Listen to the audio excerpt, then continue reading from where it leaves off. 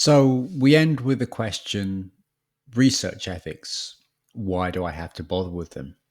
And there are two answers to that. First, you have to. If you're a professional researcher and your research involves interacting with any human agent, then you need to get permission for that research.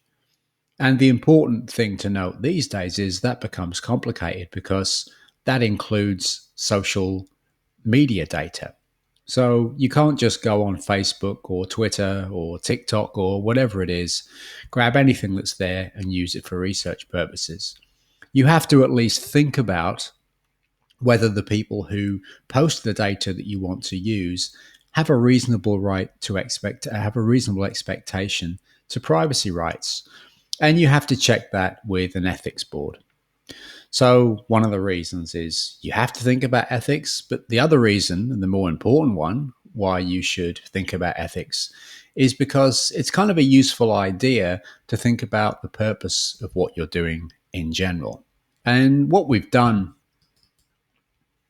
through this lecture is that we've said there are two things that we need to consider here. Firstly, there's the question of why we have research ethics.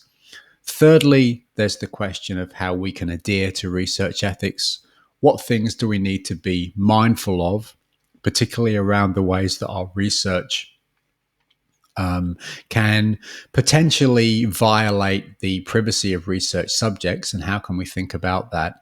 But we've also said that thinking about those ethical issues is a handy way to give us reflection, to make us think about what's the social purpose of the research that we wanted to do?